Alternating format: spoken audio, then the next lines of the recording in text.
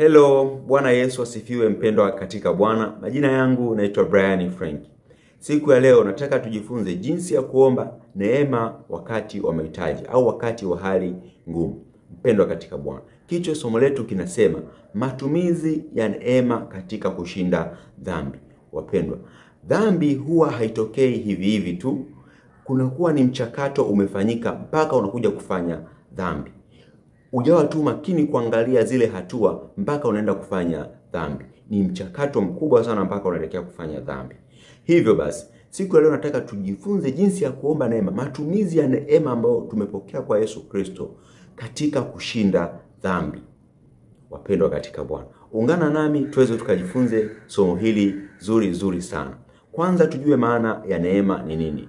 Neema ni uzuri na umaridadi ambao Mungu hutoa kwa mwanadamu bure kabisa bila mwanadamu kulipia kitu chochote. Kwa nini naongea jambo hili? Katika kitabu cha Waefeso 2 ule mstari wa 8 na wa 9 anasema, kwa maana mmeokolewa kwa neema kwa njia ya imani, wala haikutokana na nafsi zenu, bali ni kipawa cha Mungu, wala si kwa matendo yenu, na mtu asije akajisifu. Mpendwa katika Bwana, Mungu anatoa bure. Hivyo njia pekee ni kupokea. Na huko kupokea ni imani. Kitendo cha kupokea zawadi kutoka kwa Mungu, kwa sababu ni kipawa, ni zawadi kwa Mungu. Hivyo mwanadamu atakayepokea, hiyo neema inakuja inakaa kwake. Kwa hivyo Mungu anakupatia bure kabisa. Kwa hivyo kwako inahitajika tu kupokea.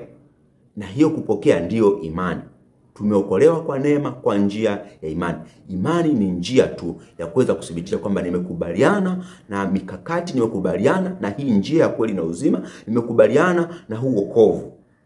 Ndio kitu ambacho kinachohitajika ndani yako basi.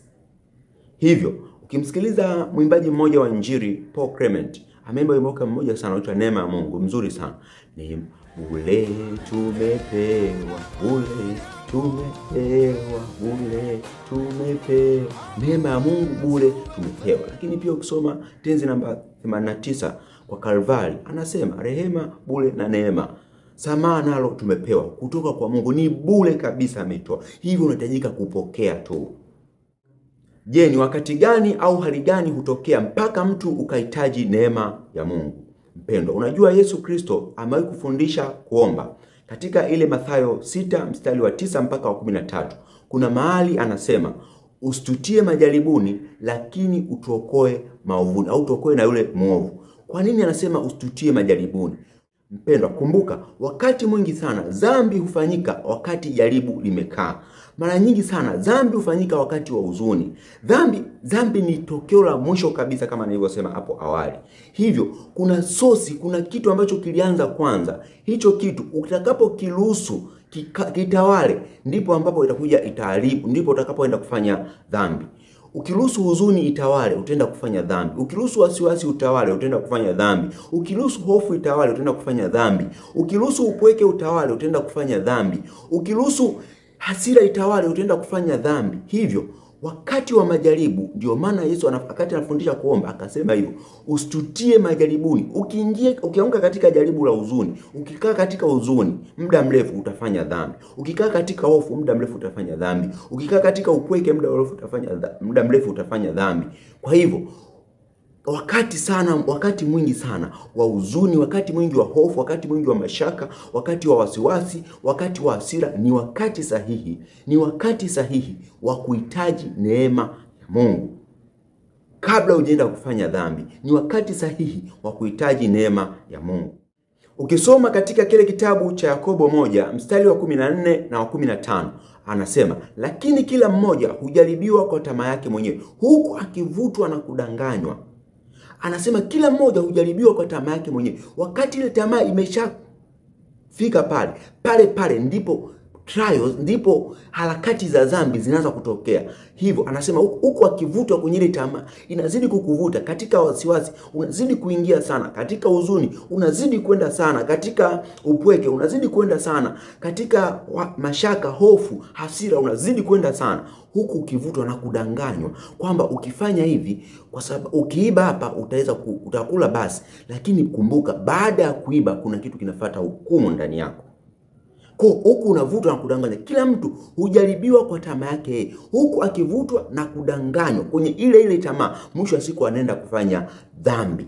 Mstari wa 15 anasema, halafu ile tamaa ikisha kuchukua mimba huzaa dhambi, na ile dhambi ikikomaa huzaa mauti. Mpendwa katika Bwana, kumbuka ulijaribiwa ni kwa tamaa. Ile tamaa ikisha chukua mimba inakaa muda mrefu, unaendelea kukaa katika huzuni muda mrefu, unaendelea kukaa katika hofu muda mrefu, unaendelea kukaa katika hasira muda mrefu, unaendelea kukaa katika ile tamaa yako muda mrefu. Mwisho wa siku ile tamaa inachukua mimba, inajijenga bila wewe kujua, unajikuta unaenda kufanya dhambi. Na ile dhambi, kumbuka, mshahara wa dhambi ni mauti. Hivyo mpendwa katika Bwana, hiyo ni mahali maalum sana, ndio sehemu ambapo maalum sana pa kuweza kuishindia dhambi. Hakuna sehemu nyingine ya kuweza kuishindia dhambi. Ni wakati ule wa majaribu, ni wakati ule wakati wa tamaa, ni wakati ule wakati wa huzuni, ni wakati ule ni wakati sahihi sana wa kuhitaji neema ya Mungu. Mpendwa katika Bwana, anasema mahali fulani katika Waebrania 4 ule mstari wa 14 na wa 15. Anasema ukianzia wa 13 pale anazungumza kwa habari ya Yesu Kristo kuingia patakatifu mara moja. Alafu anasema kwa maana hakuna kuhani mkuu, mstari wa 14, aliyewezaye kuchukuliana nasi katika hali ya udhaifu wetu, bali yeye alijaribiwa sawa sawa nasi katika mambo yote bila kufanya dhambi. Nani huyo? Yesu Kristo. Mstari wa 15 anasema basi tukikaribie kiti cha neema, tuhitaji neema kwa ujasiri ili tuweze kupata rehema, maana yake msamaha, na neema ya kutusaidia wakati wa mahitaji. Wapendwa, kuna neema ya kukusaidia wakati wa mahitaji, wakati unajaribiwa, wakati una huzuni, wakati una hofu, wakati una mashaka, wakati una wasiwasi, wakati tamaa imeinuka. Kuna wakati wa kuhitaji hiyo neema ambaye iko kwa mmoja tu, ambaye ni Yesu Kristo, ambaye alijaribiwa sawa sawa nawe katika hofu, katika wasiwasi, katika huzuni, katika vitu vingi, katika tamaa, lakini hakufanya dhambi. Tumtazame yeye Kristo. Hiyo ndio wakati sahihi wa kuhitaji neema ya Mungu. Basi mpendwa katika Bwana, twende tukaangalie matumizi ya neema katika kushinda dhambi, wakati wa mahitaji, wakati wa majaribu, wakati milango ya dhambi iwapo wazi. Unawezaje kuitumia neema? Katika kile kitabu cha Tito 2 ule mstari wa 11 na 12 anasema, neema iokoa wanadamu yote imefunuliwa, nayo yatufundisha kukataa ubaya na tamaa za kidunia, tupate kuishi katika haki, kweli na utauwa na usafi, maana yake katika ulimwengu huu wa sasa. So kama neema inatufundisha kukataa uovu, ubaya, dhambi na tamaa za kidunia, hivyo kabla ya kutenda dhambi, maana yake neema ya Mungu inakuwepo pale. Hivyo huwa hatuitumii. Wakati kabla hujaingia kwenye dhambi, neema ya Mungu huwa ipo pale maalum tu kwa ajili ya kukuzuia usiweze kufanya dhambi. Mpendwa katika Bwana, nataka nikusimulie kitu kimoja, fundisho moja zuri sana katika Biblia, katika kitabu cha Samueli 2:11 na 12. Ule 12 ukisoma mstari wa kwanza mpaka wa 8, kinaeleza habari moja nzuri sana ambayo ilikuwa ni fundisho kubwa sana katika Biblia, lakini kwa waamini wengi sana. Hii habari inamhusu mtu mmoja anaitwa Daudi, lakini pia kuna Bathsheba, Uria Mhiti na nabii Nathan na Mungu mwenyewe. Mpendwa katika Bwana, sikiliza hichi kisa kwa ufupi kabisa, nitakusimulia uweze kuelewa namna gani ya kutumia neema wakati wa mahitaji. Mungu anamfundisha mwanadamu namna gani ya kutumia neema wakati wa mahitaji. Kulikuwa na vita huko Raba. Wanajeshi wa Daudi wakaenda kupigana huko. Daudi akawa yuko Yerusalemu. Wakati yuko Yerusalemu, akawa amemwona mwanamke mmoja akiwa anaoga. Akamwona, akawa amependezwa naye, alikuwa anaitwa Bathsheba. Alivyovutiwa naye, akagundua huyo mwanamke ni mwanamke wa wanajeshi wake anaitwa Uria Mhiti. Akagundua kwamba akiendelea kukaa na Uria Mhiti, baada ya hapo Daudi akawa ameshiriki tendo na yule mwanamke akawa na ujauzito. Alipomwambia Daudi ikabidi atafute njama, akabidi amue Uria Mhiti kwa njama mbaya sana, kwa kutumia wanajeshi ambao wako kinyume kabisa na watu wa Mungu. Hicho kitendo kikamkwaza Mungu. Mungu akamtuma nabii Nathan kwa Daudi. Akamwenda kumweleza na kumwambia Daudi. Ndio hiyo inaanza hiyo Samueli wa 2 mstari wa 1 mpaka ule wa 8. Ukisoma hapo, nabii Nathan akatumwa na Mungu kwa Daudi. Akaenda kumwambia Daudi. Alianza kumwambia kwa mfano mmoja. Akamwambia, mfalme, kulikuwa na mtu mmoja alitembelewa na mgeni. Huyo mtu alikuwa ni tajiri sana, ana mali nyingi, zizini mwake kuna kondoo wengi sana. Alipotembelewa na mgeni, lakini yule mgeni alipofika, yule mtu hakutoa kondoo katika zizi yake, bali alienda kumchukua kondoo wa masikini, ambaye ndio huyo kondoo huyo maskini alikuwa akimtegemea huyo kondoo. Mpendwa katika Bwana, akiwa anamaanisha nini kwako wewe na mimi? Akiwa anamaanisha nini?